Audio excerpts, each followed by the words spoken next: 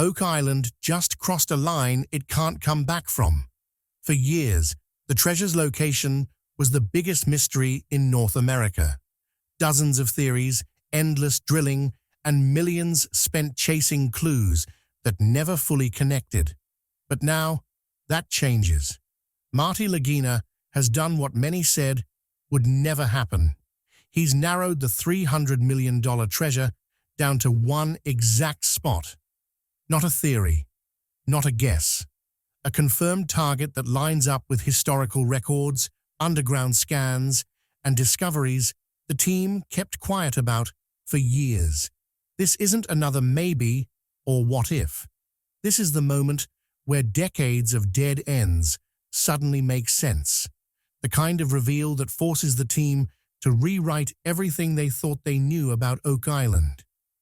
If this spot holds what the evidence suggests, Oak Island won't just make history, it'll finally end the hunt.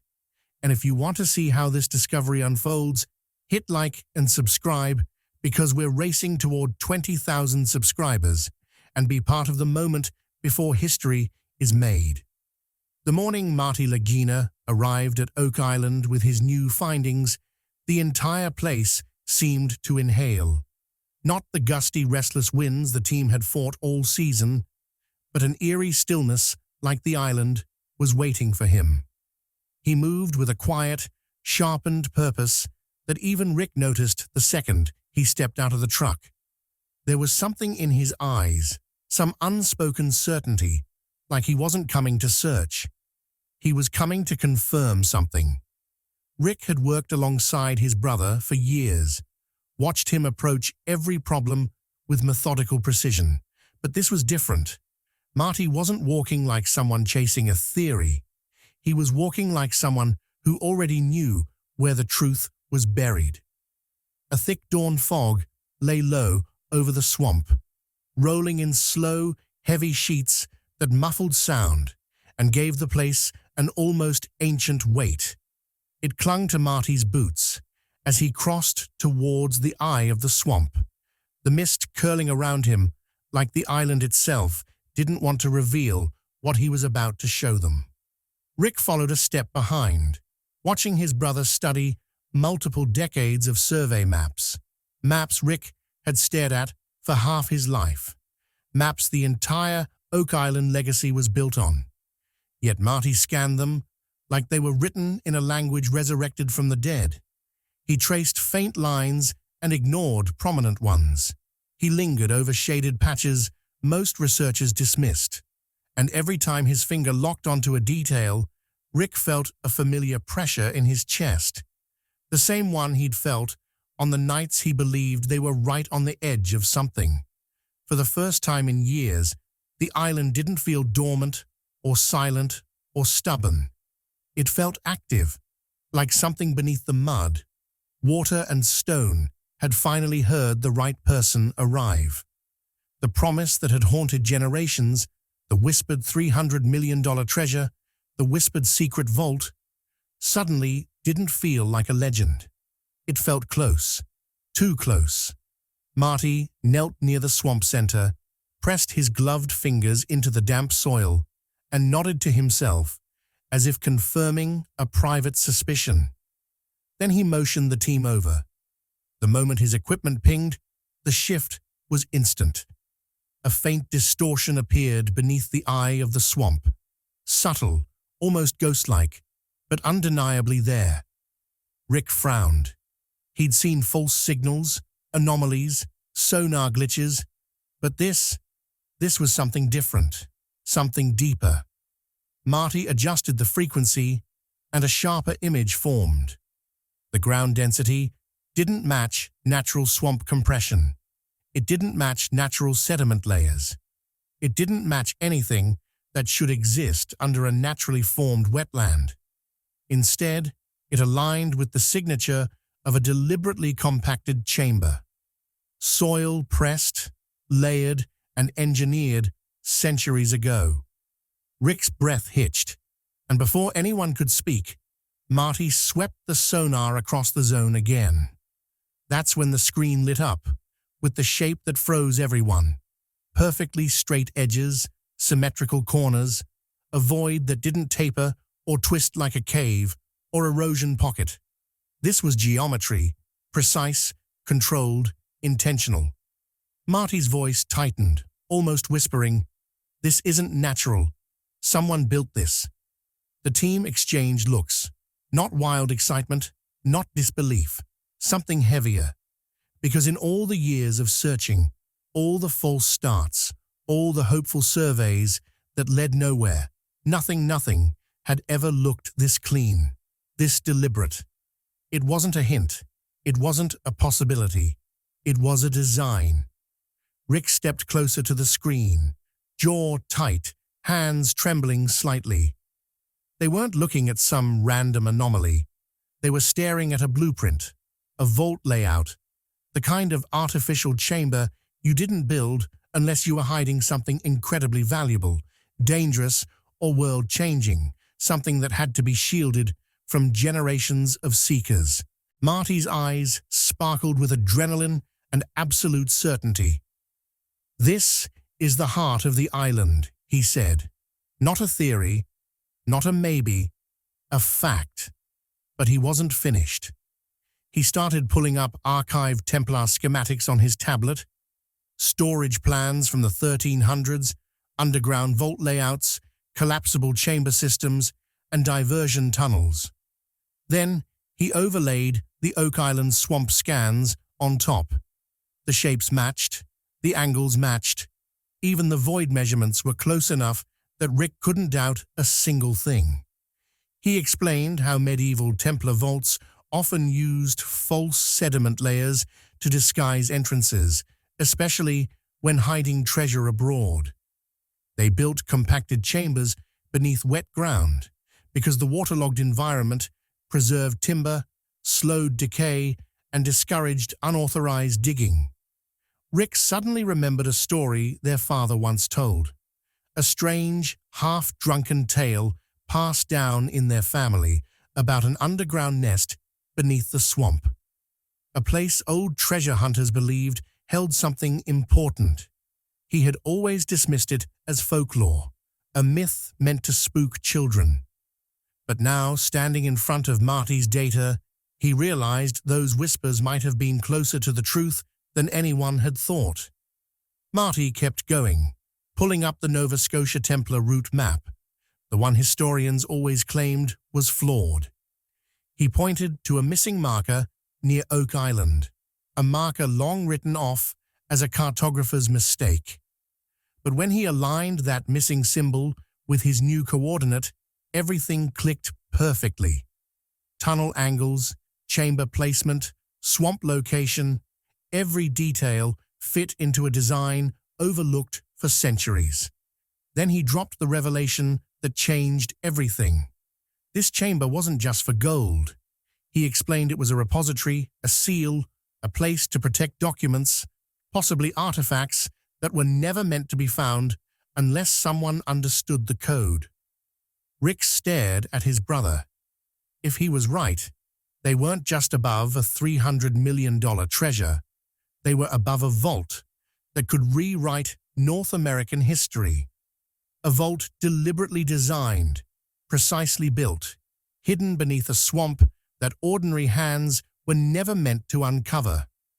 For the first time since the Lagina brothers set foot on Oak Island decades ago, the treasure didn't feel mythical. It felt tangible, traceable, real. Without a word, Marty moved to the map table and spread a transparent overlay across the scans. Rick leaned in as lines formed circles, arcs, and angles, astronomical, not structural. He tapped the center, and the digital render shifted, highlighting the star field as it had appeared in 1347. Instantly, the swamp coordinate they had just explored aligned with an invisible axis stretching northward. Rotating the projection, he hovered Polaris directly above the swamp center. The coordinate wasn't random.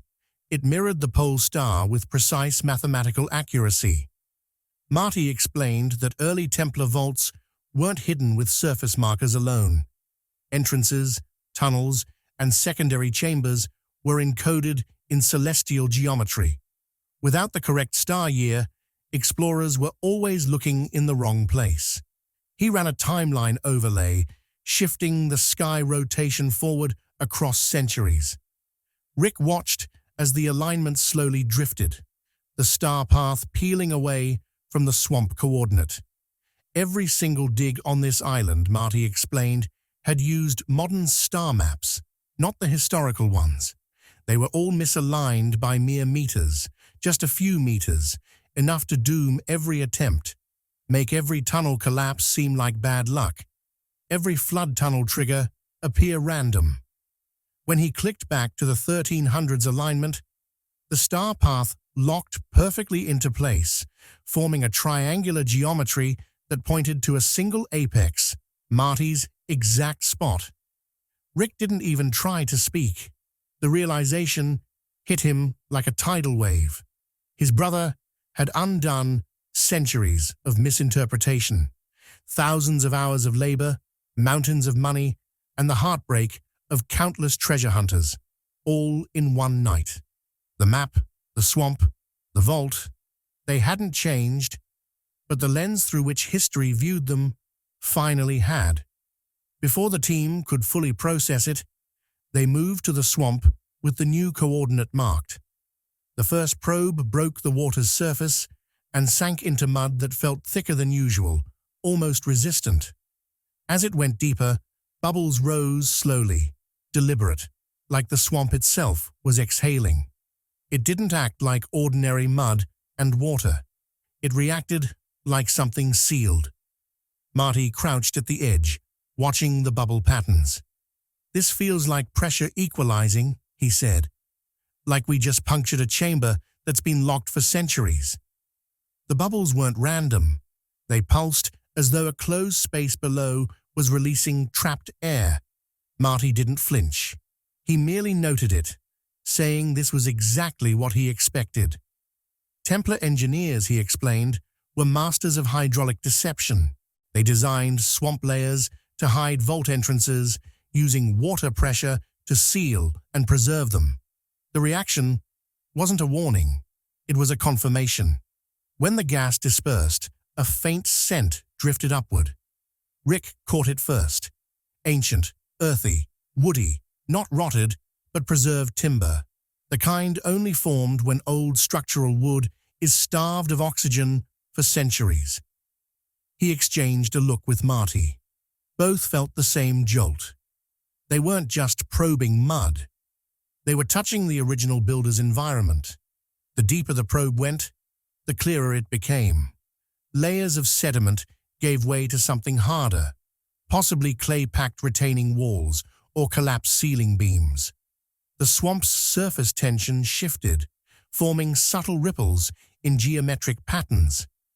It felt as if the swamp wasn't a swamp at all, but a camouflage draped over an architectural system.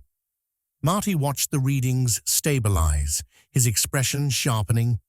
Everything he had predicted from the celestial alignment was matching the ground reality.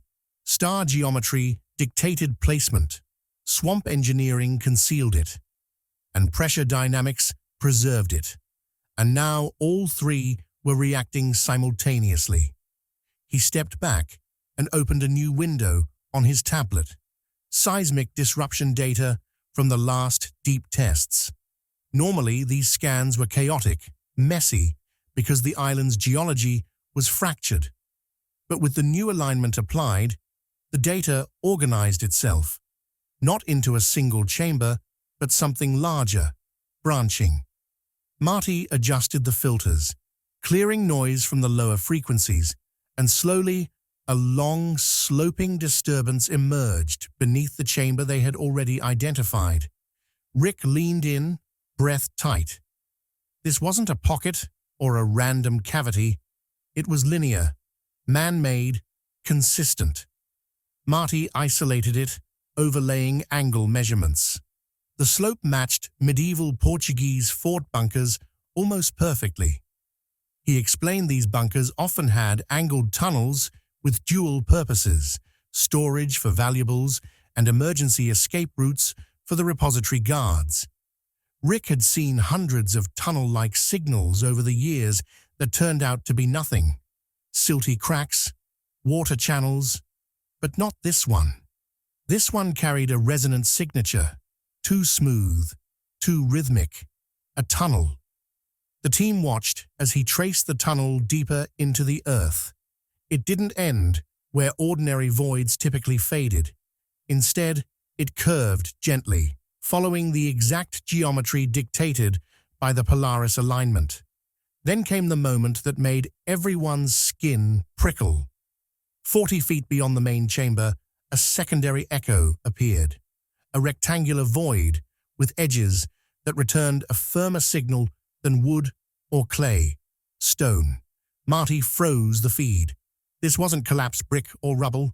The angles were sharp, precise. He zoomed in as far as the data allowed, and the outline became unmistakable. A stone door, intact, untouched by centuries of water. Rick felt a chill run down his spine. He had dreamed of Oak Island tunnels his whole life, but none had ever been proven. None had offered structural certainty like this. "This is the most defined tunnel we've ever seen," he whispered, barely believing it. Marty didn't argue. The evidence was too clean. He stepped closer to the projected map, voice steady. "This system wasn't built merely to hide treasure," he said. "It was designed to protect people or allow escape if the vault was compromised. A dual-purpose engineering feat, rare, complex, almost never found intact after 7 centuries of weather, flooding, and human interference. Yet here it was, holding its shape beneath the swamp, still guarding whatever the Templars had locked inside." With the tunnel fully mapped and the star alignment confirmed, Marty instructed the team to run a deeper seismic sweep along the corridor. As the probe advanced, the returns sharpened, revealing a cluster of readings at the far end of the vaulted chamber. An anomaly so dense the software lagged for a moment before stabilizing. It wasn't the grainy echo of timber. It wasn't the smooth uniformity of stone. This was jagged, layered, heavy, metallic, but not a single object. Marty zoomed in as the density map shifted into reds and blacks, the telltale signature of extremely high mass. The signal formed overlapping contours, like plates pressed together or bars collapsed under centuries of pressure.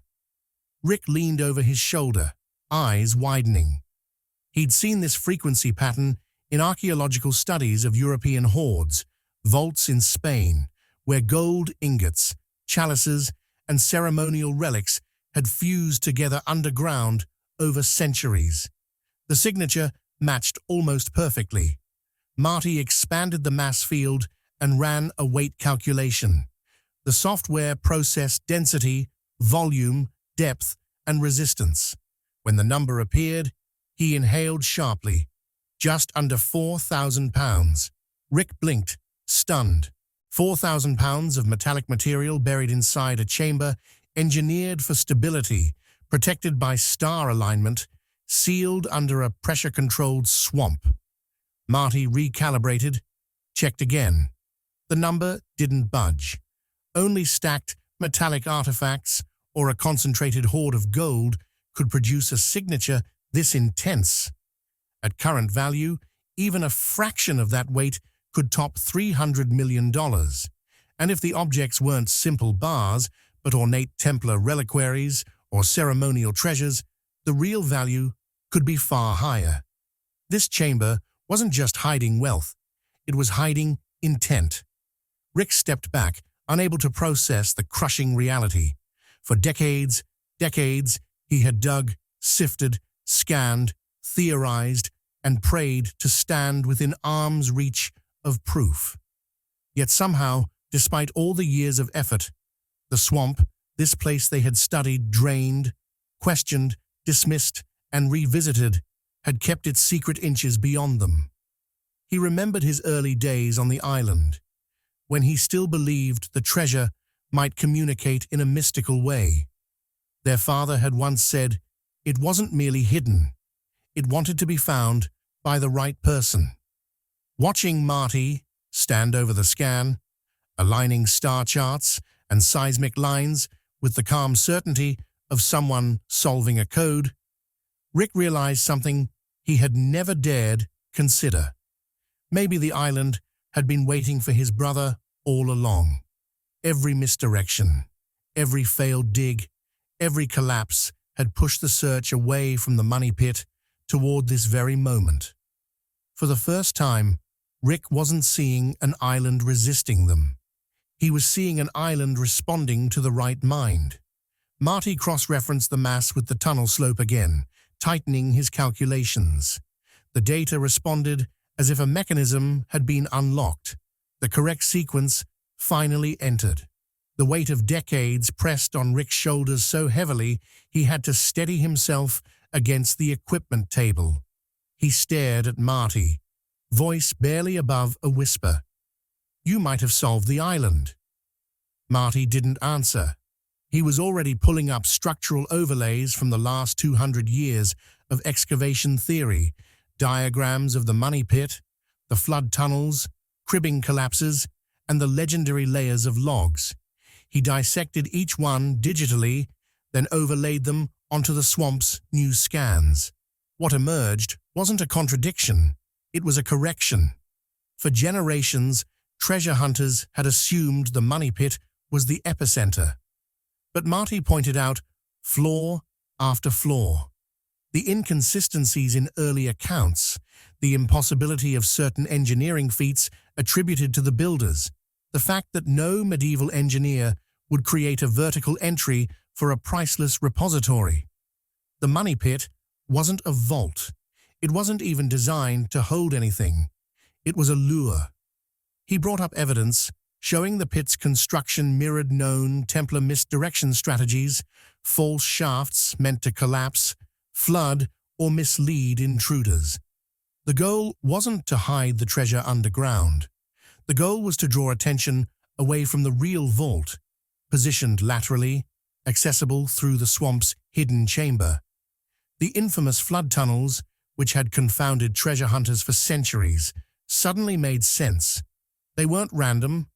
They were alarms, hydraulic traps engineered to activate when pressure shifted near the money pit, ensuring anyone digging there would drown long before reaching the true vault.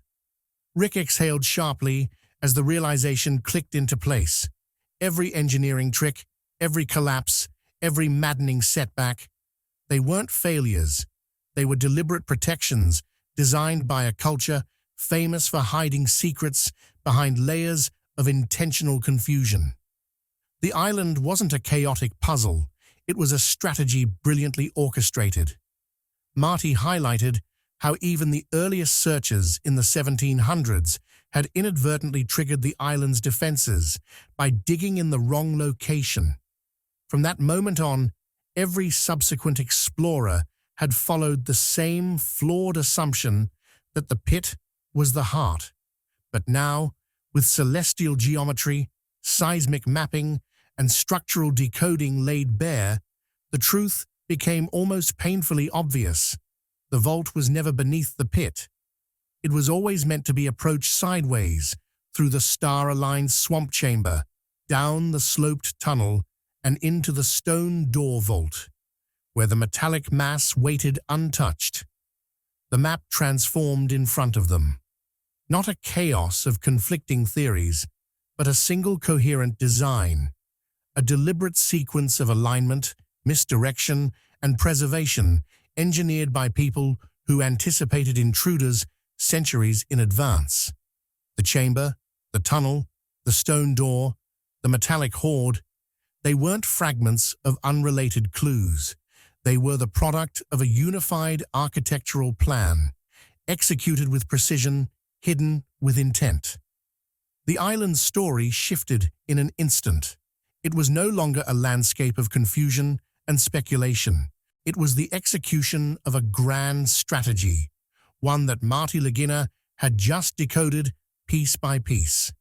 Satisfied that the digital model perfectly aligned with the ground scans, Marty led the team toward the swamp, eyes scanning for anything that might confirm the map in reality.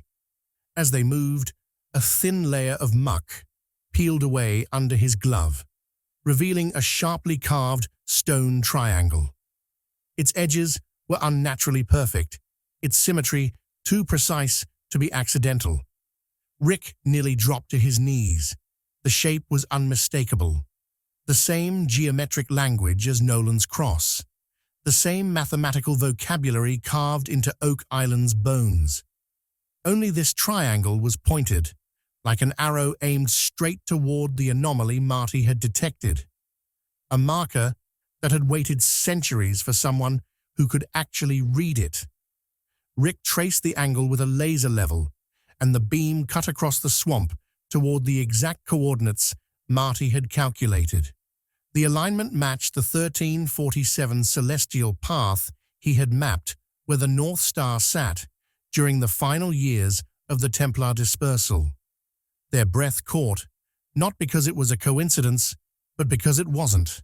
The geometry, the star path, the Templar-era precision, it all fit together with a clarity that felt almost scripted.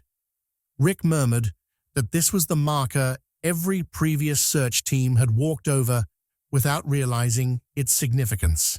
Now uncovered and undeniable, it completed the connection between map, ground, and vault, a physical confirmation of everything Marty had just decoded. The winch clanked as the probe lowered into the narrow opening Marty triangulated. For the first time all season, nobody spoke, not even Jack. The metal rod descended through soft peat, then silt, then thick clay, then thunk, a hollow structured sound, the unmistakable knock of crafted wood. Marty's pulse spiked. He brushed dirt from the monitor and identified the timber by its density signature. Medieval oak, waterlogged, heavy, resilient. The same material documented in Templar storage chests. They lowered a second probe, and this time, the sound was different. A crisp metallic ring traveling up the cable like a whisper from below. Everyone froze. It wasn't random debris. It wasn't a rock. It was something forged, something valuable. He marked the depth. 27.44 feet. Exactly the number his model had predicted, days before they even began scanning. Rick stared at him, unable to hide the tremor in his hands. They weren't guessing anymore. They were following instructions written 7 centuries ago by people who expected this vault to be found long after they were gone.